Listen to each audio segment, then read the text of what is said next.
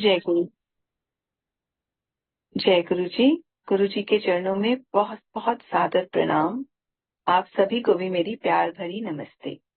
Thank you. शुक्राना है गुरु जी का, हम सबको ये ब्लेसिंग देने के लिए। सत्संग सुनना और सुनाना गुरु महाराज की सबसे बड़ी ब्लेसिंग। सो थैंक यू गुरु जी। शुक्राना गुरु जी। गुरु महाराज से इस लाइफ टाइम में जर्नी मेरी स्टार्ट हुई 2012 में। हम एक जॉइंट फैमिली में दिल्ली में रहते थे, करोल बाग में। वहां से जब सब अपना अपने अलग हुए, सबने अपने अपने घर बनाए, तो कोई 3-4 महीने पहले, कोई 3-4 महीने बाद आए। वही बहुत बड़ी सी जॉइंट फैमिली थी। मेरी फादर इन लॉ, उनके ब्रदर्स, हम लोग बिग जॉइंट फैमिली, सब इकट्ठे रहते थे। तो मेरी एक दरानी थी, है मतलब, वो हमसे 6 महीने पहले गुड़गांव शिफ्ट हुई। तो जब हम शिफ्ट हुए तो उसने मुझे कहा, गुरुजी के बारे में बताया। और वो मेरी दरानी कम दोस्त ज्यादा है। तो उन्होंने कहा, भाभी आपको लेके चलना है और आप चले। और मैं कभी भी रिलीजन को लेके क्वेश्चन नहीं करती किसी की भी फेथ को, कि जिसको जो ठीक लगे वो सही है। लेकिन मैंने ना उसको हाँ कहा जाने के लिए और ना कहा। जाने को टालती रही। वो इसलिए क्योंकि मेरे father in law, mother in law और हस्बैंड सब राधा स्वामी फॉलोअर थे। तो मुझे लगा कि एक नए रिलीजन को, एक नए गुरुजी के बारे में अगर बात करूंगी तो घर में बेकार में डिस्कम्फर्ट होगा। उनको लगेगा कि अब अलग से क्यों चाहिए तुम्हें गुरुजी, हम जाते तो हैं, उन्हीं पे चलो। और आप एक्सेप्ट कर लेते हो, जब आपकी शादी होती है तो जो भी उस फैमिली की फेथ होती है वो आप, हम ladies, we women are like that, कि हम फटाफट उसको एक्सेप्ट कर लेते हैं। तो मुझे गुरु की कोई अंदर से जरूरत, इच्छा नहीं थी, मुझे जरूरत नहीं महसूस हो रही थी। पर फिर भी एक दिन, वो कहते हैं ना, हमारा बुलावा तो होता नहीं है। वो गुरुजी ने, अगर कोई कह रहा है आपको जाने के लिए, तो गुरुजी ने बुलाया है। और जब वो बुलाते हैं तो आप जो मर्जी कर लो, उनकी दरबार में आप पहुंच ही जाते हो। एक दिन शाम को वो आई और बोली, आप क्या कर रहे हो? मैंने कहा कुछ नहीं। तो कहती है, चलो ड्राइव पर चलते हैं। और वो मंडे का दिन था।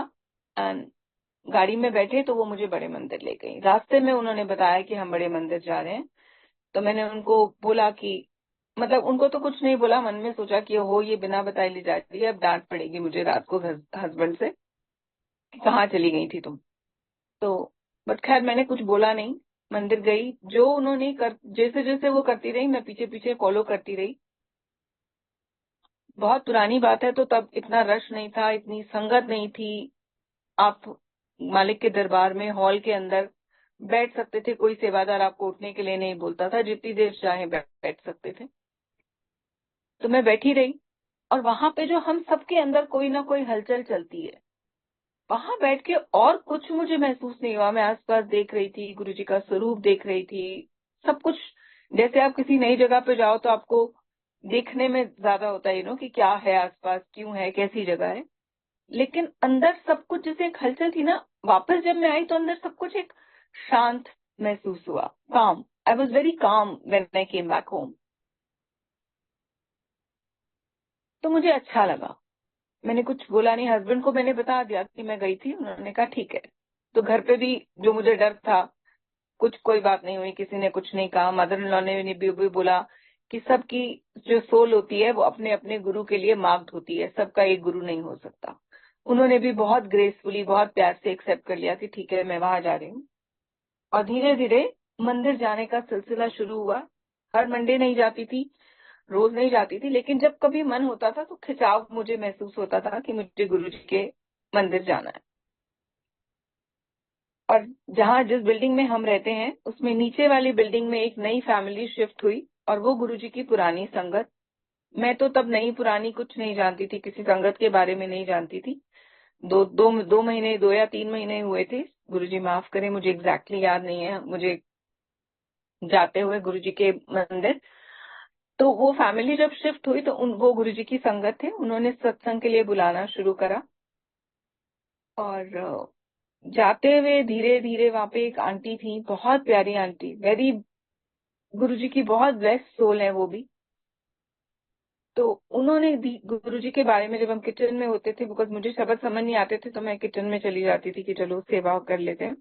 तो वो किचन में भी थोड़ी थोड़ी गुरुजी के सत्संग सुनाते रहते थे, और वो धीरे धीरे धीरे धीरे कब गुरु महाराज के प्यार का बीज दिल में आया और कब वो बढ़ गया पता भी नहीं चला। फिर तो गुरु महाराज ने ही टुक ओवर द लाइफ। अब सब कुछ उन्हीं का है, उन्हीं के सिवा ना कुछ दिखता है ना सुनता है। तो शुक्राना गुरुजी कि आपने अपनी निगाह डाली और अपने दर पे बुलाने और आने की इजाजत दी। शुक्राना है आपका। बड़े मंदिर जाने लग गए, सब ठीक रहा। तो इतने में मेरी मदर इन लॉ काफी सीरियसली बीमार हो गए, और जब डिटेक्ट कराया, उनके सब टेस्ट हुए, तो उनका कैंसर डिटेक्ट हुआ लास्ट स्टेज का। तो वो काफी बीमार थी, 6 महीने तक आईसीयू में उनको रखना पड़ा, इमरजेंसी सर्जरीज हुई, बट कुछ हुआ नहीं। सॉरी संगत जी। एंड देन जब वो हॉस्पिटल में थी, तो मैं हॉस्पिटल रहती थी, ड्यूटी थी, क्योंकि दिल्ली में था हॉस्पिटल। तो आप गुड़गांव से दिल्ली हॉस्पिटल जाके घर आना डिस्टेंस और ट्रैफिक की वजह से सूट ही नहीं होता था, कि शाम को वापस जाने का टाइम हो जाता था जब तक मैं घर पहुंचती। तो मैं वहीं रहती थी, सुबह जाके रात तक वहीं रहती थी हॉस्पिटल। मंदिर जाना बिल्कुल बंद हो गया, क्योंकि हॉस्पिटल में हूं तो मंदिर कैसे जाऊं। और डॉक्टर सब एकदम बहुत नेगेटिव बातें करते थे। बट एक दिन मैं बहुत उदास थी, तो मैंने ड्राइवर को बोला कि आज हम मंदिर जरूर जाएंगे। हम हॉस्पिटल से मंदिर जाएंगे और मंदिर से वापस हॉस्पिटल आ जाएंगे, घर नहीं जाएंगे। तो जब मैं मंदिर गई, मैं पूरे रास्ते गाड़ी में रो रही थी और गुरुजी को यही कह रही थी, गुरुजी मैं आज बहुत उदास हूँ।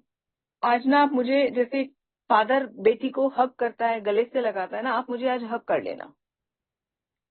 और कभी कभी ये सत्संग मैं आपसे इसलिए शेयर कर रही हूँ क्योंकि गुरु महाराज हमारे अंग संग हमेशा हैं। ये हम हैं जो अपने उलझनों में इतने खो जाते हैं कि कभी कभी उनके होने का एहसास हमें नहीं होता। ये मेरी लर्निंग थी उस दिन की। तो मैं जब बड़े मंदिर पहुंची, अंदर गेट के अंदर जाते ही मुझे बहुत गुरु महाराज की फ्रेग्रेंस आई। ये मैं आज कह सकती हूँ, उस वक्त मुझे ये फ्रेग्रेंस आ रही थी, लेकिन मेरे माइंड ने वो रजिस्टर ही नहीं की, क्योंकि मैं इतनी डिस्टर्ब थी, इतनी अपसेट थी कि यही सोचती रही, गुरु जी मुझे गले लगा लो, बस आज मुझे आप हक कर लो, जस्ट आप मुझे आज एक हक दे दो, मैं बहुत उदास।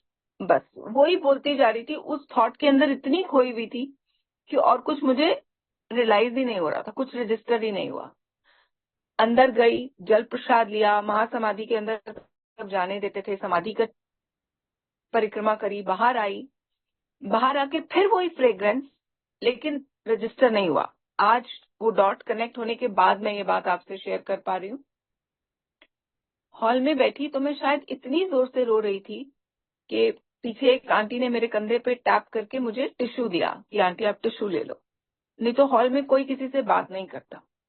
तो जब उन्होंने टिश्यू दिया तो मेरे वो जो दिमाग में चल रहा था उसका वो कनेक्शन टूटा, क्योंकि किसी ने बुलाया तो ध्यान हट गया, अपनी थॉट से दूसरी तरफ ध्यान गया। तो मुझे रियलाइज हुआ कि गुरुजी की कितनी खुशबू है मेरे आसपास। फिर याद आया कि ये खुशबू तो वहां भी थी, वहां भी थी। तो मेरे तो अंदर पांव रखते ही गुरु महाराज ने गले से लगा लिया। मैं ही थी जिसे एहसास ही नहीं हुआ, और मैं बोलती जा रही हूँ गले लगा लो, गले लगा लो, गले लगा लो। ऐसे प्यारे हैं, वो ना सुने ऐसा तो हो ही नहीं सकता। बस गुरु महाराज से अरदास करते हैं कि उनका प्यार हमारे हृदय में हमेशा बसता रहे, और वो इस प्यार का और अपने वजूद का एहसास हमें होने दें। वो इतनी अक्ल, इतनी सुमत दें कि उनके होने के एहसास को हम स्वीकार कर सकें, उलझनों में ना उलझे रहें। अब आपसे मैं अपनी बेटी के शादी का सत्संग शेयर करती हूँ। मेरी बेटी लंदन में मास्टर्स कर रही थी, पढ़ाई कर रही थी, और दिल्ली में एक लड़के को वो जानती थी, मिलती थी, वो दोनों शादी करना चाहते थे। फिर वो लंदन जब चली गई पढ़ने के लिए, तो बच्चे जब दूर हो गए तो कुछ बात हुई, तो उसने एक दिन मुझे बोल दिया कि नहीं मम्मी, अब मुझे उससे शादी नहीं करनी। मैं काफी अपसेट थी, बिकॉज हम उस फैमिली को बहुत टाइम से जानते थे, लड़का बहुत अच्छा है। तो मुझे था कि कर लेती, पता नहीं क्या क्यों लड़ लिया बच्चों ने। खैर मैं अपसेट थी। तो इतने में एक और किसी ने उसके लिए रिश्ता भेजा, तो मैंने उसको, जब वो वापस आई तो मैंने उससे बोला ये तुम्हारे लिए रिश्ता आया है, लड़का देखने चले। तो उसने मुझे हंस दिया, कहती नहीं मम्मा पुलकित का क्या होगा फिर। तो मैंने कहा अच्छा तो तुम्हें उससे शादी करनी है? कहती हाँ मम्मा, लड़ाई तो थोड़े दिन की बात होती है, हो गई खत्म। ऐसे चलो शुक्र गुरु महाराज का। और ये भी कैसे हुआ कि वो भी बड़े मंदिर जाती थी। मंदिर में जाके उसने गुरुजी से बोला कि मम्मी शादी के लिए बोल रही हैं और मेरे को नहीं पता कि मुझे पुलकित से शादी करनी चाहिए या नहीं करनी चाहिए, आप बता दो। और मंदिर से बाहर निकलते ही उसको क्या थॉट आया ये मुझे उसने आज तक नहीं बताया, पर उसने पुलकित को सिर्फ मैसेज किया। और वो बच्चे 8 महीने से बात नहीं कर रहे थे एक दूसरे से।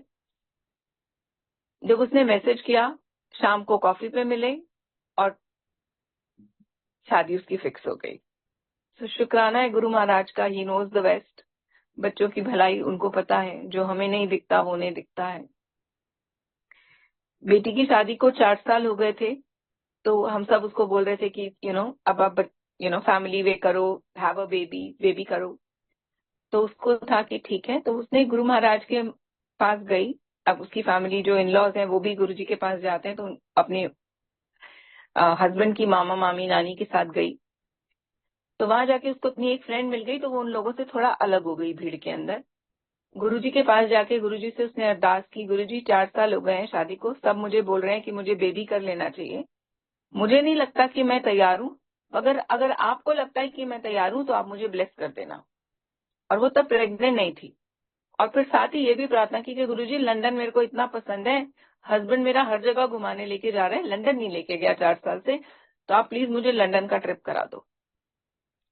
बच्चे हैं, कुछ भी बोल देते हैं गुरुजी से। और जब उसने रियलाइज किया कि वो फैमिली से अलग है, तो फोन निकालने की कोशिश करी। एक सेवादार अंकल उसके पास आए और उसको बोला कि बेटा फोन पॉकेट में रखो, फोन नहीं इस्तेमाल करना, जो तू गुरुजी से मांग कर आई है ना वो गुरुजी ने तुझे दे दिया है, अब फोन नहीं यूज करना। उसने थैंक यू करा उनको, और उसके लिए मैं बहुत खुश हो गई ये सोच के मम्मा कि मुझे गुरुजी लंदन भेजेंगे। बेबी की बात तो मैं भूल गई। हॉल से बाहर निकल के म्यूजिक रूम, जब गुरुजी का रूम है, गुरुजी के रूम के पास पहुंची तो उसने फिर से फोन निकालने की कोशिश करी। और वही अंकल, उन अंकल को हम नहीं जानते थे, वो हमें नहीं जानते थे। और हम सबको पता है कि बड़े मंदिर में जब सेवादार अंकल की ड्यूटी है तो वो अपनी जगह छोड़ के कभी नहीं आएंगे, उनकी एक ही पॉइंट पे ड्यूटी होती है। वही अंकल उसको उस गुरुजी के रूम के बाहर मिले और बोले बेटा मैंने तुझे बोला है कि फोन नहीं छेड़ना, जो तू मांग कर आई है गुरुजी वो दे रहे हैं, वो आने वाला है तेरी लाइफ में बहुत जल्दी। तो इसकी फ्रेंड ने इसको बोला कि अंकल को लग रहा है तेरी शादी नहीं हुई तो कोई आने वाला है, तो अंकल को बता दे कि तेरी शादी हो गई है। मेरी बेटी ने बोला रहने दो, ब्लेसिंग ही तो दे रहे हैं, कुछ नहीं कहने की जरूरत। खैर फोन नहीं छुआ, बाहर आ गए। लंगर घर की तरफ जाते हुए उसने फिर से फोन निकालने की कोशिश करी बाहर निकलकर कि मैं ढूंढूं फैमिली किधर है। वही अंकल, वही सेवादार अंकल उसको वहां मिले और बोले बेटा फोन नहीं लेना, फोन रख दो। ठीक है, चाय प्रसाद लिया। चाय प्रसाद के बाद जब उसने फैमिली को ढूंढने के लिए फिर फोन निकाला, वही अंकल, और बोले बेटा जो तू मांग कर आई है वो तुझे गुरुजी ने दे दिया है, वो आ रहा है, उसका नाम एस से होगा। तब इसने उन अंकल को बोला अंकल मेरी शादी हो गई है। तो उन्होंने कहा हाँ मेरे को पता है, तेरी शादी को 4 साल हो गए हैं, गुरुजी ने तुझे बेटा ब्लेस किया है। और वो उस टाइम प्रेग्नेंट भी नहीं थी। बेटा ब्लेस किया है, उसका नाम शिवांश रखना, दिसंबर में क्रिसमस बेबी होगा। अब अंकल ने कहा गुरुजी के वचन, सतवचन।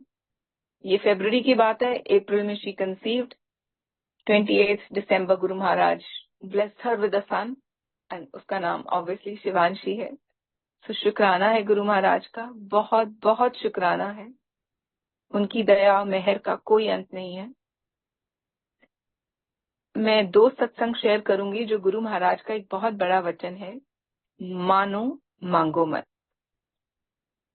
कोविड के दिनों के अंदर मैं शब्द सुन रही थी एंड उसमें व्याख्या थी कि एक सेठ जी गुरुद्वारे जाके बर्तन साफ कर रहे थे और उन्होंने कहा कि उनके सेवक ने पूछा सेठ जी आप यहाँ बर्तन क्यों साफ करते हो? तो उन्होंने कहा कि बर्तन इसलिए साफ करता हूँ कि मेरे अंदर का भांडा साफ हो जाए, ताकि मेरा मन हृदय गुरु प्रेम से भर जाए।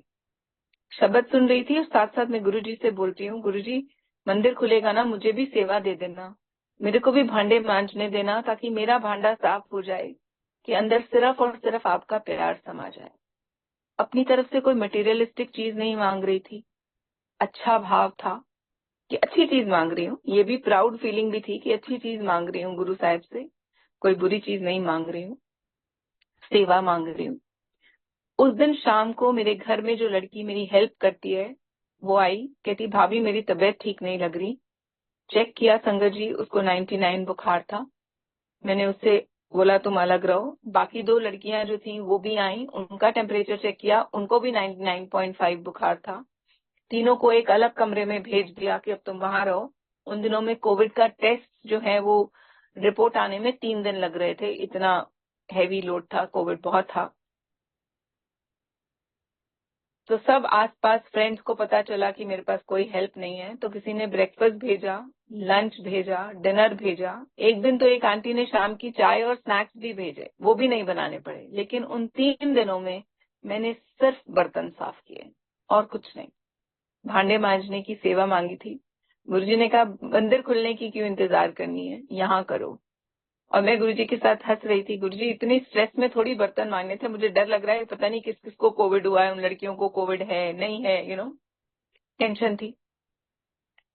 तो वो मेरी उस दिन ये लर्निंग थी कि हमें सेवा भी नहीं मांगनी चाहिए। जब गुरु महाराज जैसे समझेंगे वैसे कर देंगे, वो दे देंगे। और सेवा से जुड़ा मेरा एक भाव और है, ये मेरा भाव है कि हम गुरु महाराज, वो जो ब्रह्मांड के मालिक परमात्मा हैं, उनकी सेवा कर ही क्या सकते हैं। सेवा जब गुरु साहब हमें कुछ देते हैं तो वो हमारे लिए आशीर्वाद है, हमारे नीवे होने और कुछ सीखने का रास्ता। गुरु जी के लिए हम क्या ही करेंगे, जिनकी मर्जी से सब कुछ होता है, सूरज उगता है, चांद आता है, उनके लिए हम क्या करेंगे, कुछ भी नहीं कर सकते। तो अगर हमें गुरु महाराज कोई सेवा देते हैं तो वो हमारी ब्लेसिंग है और उसके लिए उनका शुक्राना है, सर झुका है बस। इसी तरह दूसरा है, इसी पे मांगो नहीं मानो पे। मेरे बेटे को जाना था अब लंदन पढ़ने के लिए, मास्टर्स करने के लिए। मेरा बहुत मन था कि वो एम्पायर स्टेट गुरु साहब को माथा टेक कर जाए। मेरे हस्बैंड ने जब टिकट कराई, उसकी फ्लाइट कराई, तो वो 11 सितंबर की कराई और मुझे था 11 को करा दिए टिकट, 13 को तो घर पे सत्संग होता है, 14 की करा लेते, सत्संग अटेंड करके ये चला जाता। पर मैंने कुछ कहा नहीं कि ठीक है जो है सो है। लेकिन मांगा तो सही ये दो चीजें कि गुरुजी ये माथा टेक के जाता तो मुझे अच्छा लगता और सत्संग अटेंड करके जाता तो मुझे अच्छा लगता। मांग लिया अनजाने में, अच्छी चीज मांगी, फिर से माँ हूं तो माँ का भाव था। उसका वीजा ही नहीं आया। यूनिवर्सिटी वाले कहते हैं हमने भेज दिया, उसका बीआरपी कार्ड आ गया, लेकिन वीजा एम्बेसी से उसका पासपोर्ट नहीं मिल रहा। रोज चक्कर लगा रहे हैं, रोज चक्कर लगा रहे हैं। और हस्बैंड जा रहे थे बेटे को छोड़ने के लिए, उनकी भी टिकट हुई हुई थी। वो 11 तारीख को चले गए कि चलो 13-14 को आ जाएगा, 2-3 दिन में इसका वीजा जब आ जाएगा पासपोर्ट, तब तुम इसको भेज देना पीछे से। और जब ये पता था कि ये दोनों 11 को जा रहे हैं तो मैंने घर पे फ्लोर पॉलिश करने वाले को बुला लिया। 13 तारीख का सत्संग अलग दूसरे कमरे में, छोटे कमरे में, एक अपने बेडरूम में गुरुजी का दरबार लगाया और वहां पे सत्संग किया। और एक मेरी फ्रेंड को बुलाया, एक वो और एक मैं। बेटा सुबह से एम्बेसी गया हुआ था, मैं नहीं गई थी उस दिन उसके साथ क्योंकि सत्संग की तैयारी कर रही थी। तो वो और मैं, मेरी फ्रेंड और मैं खड़े हैं, सत्संग की तैयारी हो रही है। 4 बजे सत्संग स्टार्ट होना था, 2 मिनट रहते हैं, 3 मिनट, और मैं कैंडल लाइट जलाने हूँ। कमरे में कोई भीड़ नहीं थी, सिर्फ मैं और वो थे, और वो मेरे बिल्कुल पीछे खड़ी थी। मैंने कैंडल जलाई, कैंडल आगे थी टेबल के ऊपर।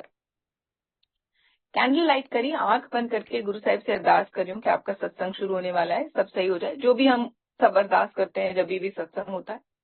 और सडनली मेरी आंख में मुझे ऐसे लगा कि जैसे बहुत रोशनी है, बहुत रोशनी। मैंने कहा वाह गुरुजी, एक कैंडल से आप इतनी रोशनी कर रहे हो। आंखें बंद थी मेरी, खुली नहीं थी, बंद आंखों में गुरुजी से बात कर रही हूँ। और गुरुजी माइंड में थॉट देते हैं आंखें खोल और पीछे देख। आंखें खोल के पीछे मुड़ के देखा संगत जी, तो मेरे दुपट्टे ने आग पकड़ी हुई थी। कैसे लगी मुझे नहीं पता, और वो मेरे एल्बो तक, जो हाथ की कोनी है वहां तक दुपट्टा जल चुका था। कोई पैनिक नहीं हुआ, मैं इतनी काम थी, नहीं तो इतनी ऐसी हालत में नॉर्मली बहुत घबराहट होती है, और मेरे को, मैं वैसे भी बहुत एंग्जाइटी हो जाती है, मुझे हो जाती थी कभी कभी। आराम से दुपट्टा हटाया, मैं दुपट्टे को नीचे रखने लगी। अगेन गुरुजी ने थॉट दिया कि पॉलीफिल्ड बेड कवर के ऊपर खड़ी है, यहाँ दुपट्टा रखेगी तो पॉलीफिल्म में 1 मिनट में आग लग जाएगी, पूरी लपटे। तो नहीं रखा, हाथ में पकड़े पकड़े दुपट्टे को फ्लोर पे रखा। मेरी फ्रेंड जो बिल्कुल मेरे पीछे खड़ी थी, उसे कुछ दिखाई नहीं दे रहा था, उसने मुझे बताया भी नहीं, उसे वो आग नहीं दिखाई दी। उसकी आंखें भी बल्कि कह रही है मेरी आंखें बंद नहीं थी, मैं खुद आंखों से तुम्हें देख रही थी। बाद में मैंने उससे पूछा कि तुमने आंखें बंद थी क्या? शी से नहीं, मेरी आंखें खुली थी, मैं तुम्हें देख रही थी, पर मुझे आग नहीं दिखाई दी। जब आग बुझ गई, जब मैंने पानी डालने के लिए उसको आवाज लगाई कि वो जग में से पानी पकड़ा दो, जो बेडरूम में जग रखा था, देन शी रियलाइज कि दुपट्टे में आग है। तब तक उसे कुछ नहीं रियलाइज हुआ। मुझे नहीं पता गुरुजी ने क्या क्या काटा, क्या नहीं, क्या कष्ट था, नई जिंदगी दी, वो जानते हैं, वो काफी है। और उसके लिए उनका शुक्राना, जो भी उन्होंने ब्लेस किया, बहुत बहुत शुक्राना। ये सब खत्म हुआ 3 मिनट के अंदर, सब ओवर। 4 बजे अलार्म बजा, जोत जलाई, बेटा भी आ गया तब तक एम्बेसी से वापस। जो मैं चाहती थी कि वो 13 का सत्संग अटेंड करे मेरे साथ, हम तीनों ने बैठ के गुरु महाराज का सत्संग किया। शुक्राना है। 2 दिन के बाद एक संगत आंटी ने मुझे बोला एम्पायर स्टेट जाना है, और वो मेरे बेटे को एम्पायर स्टेट भी ले गई। मैं अपने बेटे को अपने साथ एम्पायर स्टेट माथा टेका। अगले दिन उसका पासपोर्ट वीजा मिल गया और वो फ्लाई कर गया। मांगा था, लेकिन टेंशन हो गई इसमें भी कि वीजा क्यों नहीं आ रहा, क्या प्रॉब्लम है, कोर्स शुरू हो जाएगा, हॉस्टल के पैसे दिए हुए हैं, कोर्स कैसे होगा, पढ़ेगा कैसे, अकेला जाएगा कैसे। लेकिन मांगा, जो मांगा वो गुरु ने दिया। और वही वाली बात गुरु महाराज ने, एक बार मैंने कहीं पढ़ा था कि अगर आप गाय रख रहे हो और दूध, वो किसी स्वामी जी को एक सेठ जी गाय दे जाते हैं आश्रम में, स्वामी जी कहते हैं वाह बहुत बढ़िया, गाय का दूध मिलेगा पीने को। सब शिष्य भी बहुत खुश। फिर वो दूसरा आदमी कहता है लो मेरी गाय थी, इतना दूध मिल रहा है, सारे शिष्य पी रहे हैं, मैं नहीं पी रहा। वो गाय लेने वापस लेने आ जाता है। तो स्वामी जी तब भी कहते हैं चलो अच्छा हुआ गोबर से छुटकारा मिला। तो शिष्य कहते हैं आप दोनों सिचुएशन में, कहते हैं अगर दूध पीने की इच्छा है तो गोबर साफ करने के लिए तैयार रहो। तो अगर हमने गुरु जी से मांगा है तो कभी कभी टेंशन भी उस मांगने के साथ जुड़ी रहेगी, इसलिए मांगने की जरूरत ही नहीं। उन्हें सब पता है और वो देख रहे हैं। जो वो करेंगे बेहतरीन होगा हमारे लिए, हमारी सोच से भी परे। सो गुरु महाराज से अरदास करती हूँ कि हम सबको वो ऐसी अकल, ऐसी सोझी, इतनी सुमत में कि उनकी रजा में राजी रहना आ जाए, और कुछ मांगने की कभी गलती से भी इच्छा ना हो मन में। हम मानव हैं, मनुष्य हैं, मांगते ही रहते हैं, और कुछ नहीं तो गुरुजी से यही तो कहते हैं गुरुजी ब्लेस कर दो, तो मांग रहे हैं ब्लेसिंग।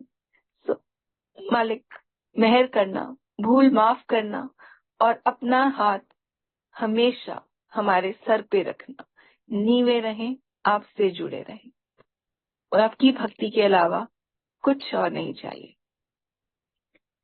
एक आखिरी सत्संग शेयर करती हूँ, लंदन का ही है। मैं बेटे के साथ जब गई, उसके पास उसका कोर्स खत्म होने वाला था, तो वो उदास हो रहा था और वापस आना चाह रहा था। तो मैंने उसको बोला कि वापस नहीं आना, मैं तुम्हारे पास आ रही हूँ। और मैं उसके पास चली गई, तो 1.5 महीना उसके पास रहकर आई। और जब उसके पास रहने के लिए गई, तो वहां पे लास्ट पिछले साल की 13 अगस्त वही थी। तो 13 को गुरुजी सत्संग की सेवा देते हैं, शुक्र है, ब्लेसिंग है हमारे लिए। तो वो 13 अगस्त को हमने लंदन में सत्संग किया। मेरे साथ एक और संगत आंटी थी जो ट्रैवल कर रही थी, तो हम वहां भी हम 3 जने थे, मैं, वो आंटी और मेरा बेटा। प्लेलिस्ट लगाने लगे हम, तो आंटी कहती है मैं अपने फोन पे लगा लूं। मैंने कहा हाँ जी आप लगा लो, क्योंकि अगर मेरे फोन पे रह चलती है तो मैं फिर वो फोन एयरप्लेन मोड पे रहता है कि कोई फोन वोन नहीं आए बीच में। उन्होंने अपने फोन पे लगाई, मेरा फोन साइलेंट पे और मैंने साइड में रख दिया। और जब उससे पहले, जब मैं लंगर की तैयारी कर रही थी वहां पे, तो फ्रोजन समोसा लेकर आई थी वेज वहां से, और राजमा चावल बनाए और रोटी बना रही थी। जब समोसा फ्राई करने लगी, तो मैंने गुरुजी को बोला, गुरुजी 4 समोसे, एक आपका, एक मेरे बेटे का, एक मेरा, एक आंटी का, 4 फ्राई करती हूँ। गुरुजी ने थॉट दिया 5। ऐसे ठीक है, गुरुजी को 2 खाने होंगे, मैंने 5 समोसे फ्राई करके रख लिए। उसके बाद रोटी प्रसाद बनाने लगी। अगेन आई थॉट 4 बनाती हूँ, एक गुरुजी का, एक बेटे का, एक मेरा, एक आंटी का। अगेन गुरुजी कहते हैं 5।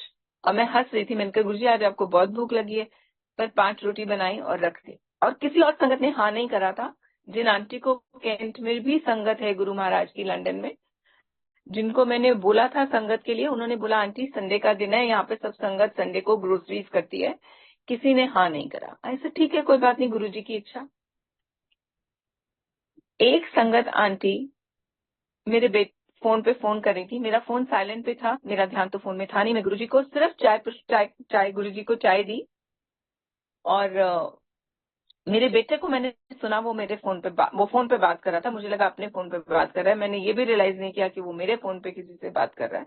और वो नीचे चला गया, हम सेकंड फ्लोर पे थे, वो एक संगत को लेकर आए। एक संगत आंटी थी, मेरा बेटा कभी मेरा फोन नहीं उठाता, फोन बजता रहे। उस दिन वो फोन बज भी नहीं रहा था, उसने स्क्रीन पे नंबर देखा, लंदन का नंबर था, तो उसने उठाया। वो संगत आंटी नीचे आधे घंटे से हमारा जहां हम रह रहे थे वो घर ढूंढ रही थी। वापस जाते उन्होंने एक आखिरी बार फोन मिलाने की के ट्राई करा। उन संगत को आना था, उनके हिस्से का प्रसाद गुरुजी ने पहले ही बनवा के रखा था। सो गुरु महाराज का सत्संग कब होगा, कहाँ होगा, कौन आएगा, सब कुछ गुरु साहिब खुद तय करते हैं। हम कोई नहीं, कुछ भी नहीं। उनका दरबार है। जिस घर में है वो अंकल आंटी भी एक सेवादार हैं, क्योंकि वहां पे जो भी हो रहा है, दुनिया में सब कुछ उनकी मर्जी से होता है। तो जिस दिन सत्संग है दरबार में, तो सब मालिक की ही मर्जी है ना, उसके अलावा कुछ हो ही नहीं सकता। इसी से जुड़ा एक सत्संग कल का शेयर करती हूँ। कल घर पे सत्संग था, मैंने प्लेलिस्ट रेडी करके रखी। एक अंकल है, वो प्लेलिस्ट की सेवा करते हैं कभी कभी। उनका मैसेज आया, आंटी कल परसों आया, एक दिन पहले, कि आंटी कल सत्संग है। मैंने कहा हाँ जी अंकल है। कहते हैं मैं प्लेलिस्ट उन्होंने बोला मैं आपके लिए 2 प्लेलिस्ट भेज रहा हूँ। मैंने कहा मैंने प्लेलिस्ट बना ली है। कहते मैंने फिर भी 2 प्लेलिस्ट बनाई है, मैं आपको भेज रहा हूँ। उन्होंने भेज दी।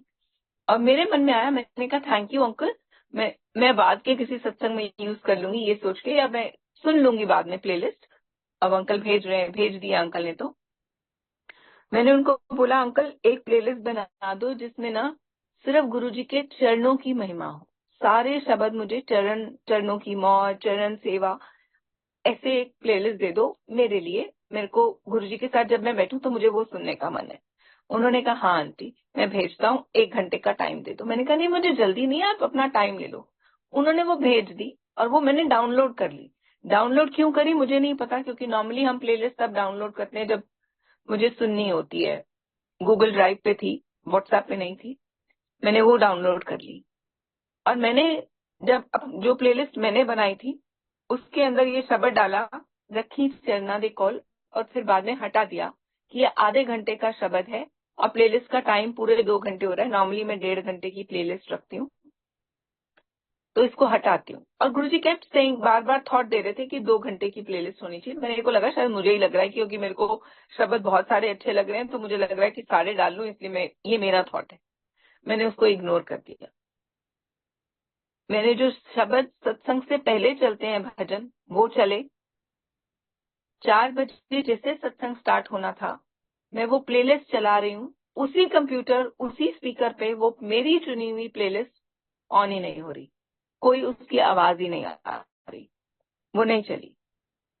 फटाफट से खुद पहली पौड़ी का पाठ करके, एक ओंकार करके जो जलाई, उसके बाद वापस आके फोन पे वो अंकल की, मुझे पता था डाउनलोड करी हुई प्लेलिस्ट है, वो ऑन करी और फिर वो प्लेलिस्ट चली, क्योंकि गुरु साहिब को वो ही सुननी थी। और उस प्लेलिस्ट के अंदर पहला शब्द वही था जो गुरु साहिब ने मेरे से डलवाया था, वो वाला शब्द भी था जो मैंने प्लेलिस्ट से हटाया था। तो हमारे बस में, हमारी मर्जी से कुछ नहीं होता, कुछ भी नहीं। It's all his will. बस उनके दिए हुए जो मैसेज है, जो वो बात करते हैं, जो कहते हैं, वो सुनने समझने की शक्ति वो खुद देते हैं। और गुरु साहब से फिर से अरदास करती हूँ कि जो भी आपका मैसेज हो वो समझ पाने की अकल भी आप हमें हमेशा दीजिएगा। शुक्राना Guruji. Thank you so much Rakhi aunty for my blessings. ये बहुत बड़ा आशीर्वाद है गुरु साहब का कि उनकी उस तक जाने का मौका मिलता है। Thank you so much. सत्संग करते वक्त हुई कोई भी भूल चूक हो, किसी को कोई बात बुरी लगी हो तो हाथ जोड़कर माफी मांगती हूँ। शुक्राना गुरुजी। Thank you aunty.